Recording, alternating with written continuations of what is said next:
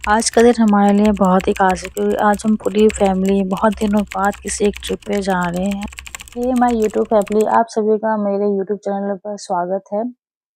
तो आज के ब्लॉग की शुरुआत होती है सुबह 5 बजे। एक्चुअली जो हम सोचते हैं ना वैसा होता नहीं। हमारी प्लानिंग तो ये थी कि हम सुबह 4 बजे तक निकल जाएँ, लेकिन हम सबको उठ के तैयार होते-होते हमें 6 बज गए थे और घर से निकलते-निकलते हमें 7 बज गए थे।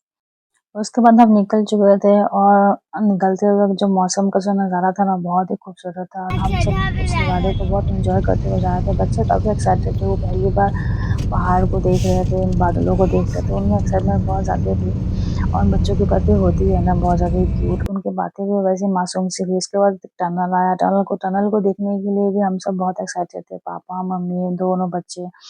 और टनल को इस तरह से देख रहे थे वहाँ की क्या लगी हुई है, लाइट्स कैसे लगी हुई है, गाड़ियाँ कैसे चल रही है और वो एकदम ये भी सोच रहे थे कि बना कैसे है? अब क्वेश्चन भी बहुत करते हैं ना बच्चे।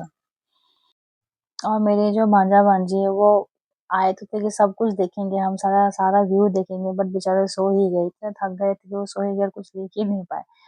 और उसके बाद हमने उन्हें बहुत कोशिश की, उठो देखो यहाँ का नज़ारा देखो, पहाड़ देखो, बट उनकी नींद खुल नहीं रही थी और वो देख भी नहीं पाए।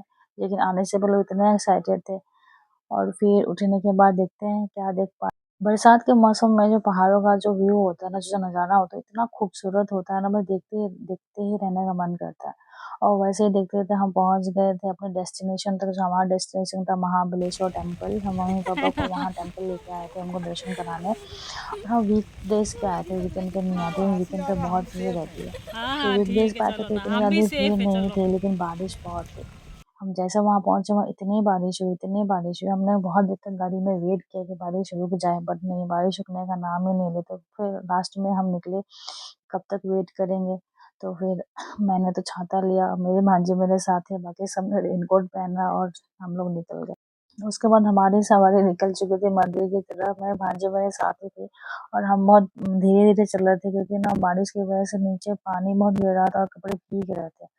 उसके बाद पहुँचे हम मंदिर की तरफ और मेरे पतिदेव गए थे प्रसाद लेने, मैंने उनको प्रसाद ले लूँ, वहाँ प्रसाद हम लोग एंड में लिए क्योंकि बहुत स्टार्टिंग में लिए कि फिर उस भीग जाता था, इसलिए हमने एंड में लिया, मंदिर के पास ही वहाँ लिया हमने।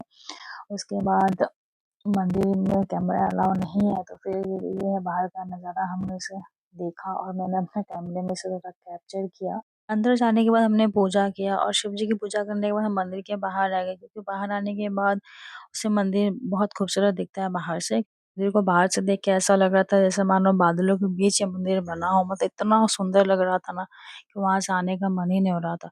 उसके बाद हम वहाँ से इस मंदिर के दर्शन करने के बाद हम पंचगंगा मंदिर की तरफ गए।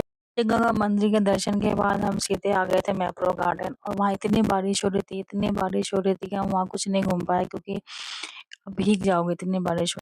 उसके बाद हम चले गए थे रेस्टोरेंट की तरफ क्योंकि हम लोग ने दर्शन से पहले कुछ खाया नहीं था। बच्चों ने भी यहाँ तक कि कुछ नहीं कहा था। उनका पता नहीं हम पूजा करने के बाद ही खाएँगे, तो हम चले गए थे और सोचा था कि वहाँ हम स्ट्रॉबेरी की खेती देखेंगे, बट बारिश हो रही थी इतनी कि वहाँ जाना पॉसिबल नहीं था।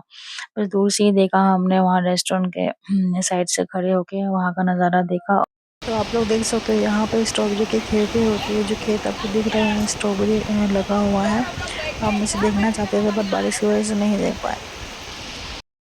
उसके बाद हम सब निकल गए घर के लिए क्योंकि महाबलेश्वर से पुणे आने में भी हमें कम से कम 3 घंटे लगते हैं। तो उसके बाद हम निकल गए और घर पहुँचते-पहुँचते हमें शाम हो गई। तो फिर आप लोगों को ये ब्लॉग कैसा लगा ज़रूर बताइएगा और चैनल पर नए हैं तो सब्सक्राइब ज़रूर करिएगा। तो फिर मिलते हैं आपसे नेक्स्ट ब्लॉग में। Bye bye.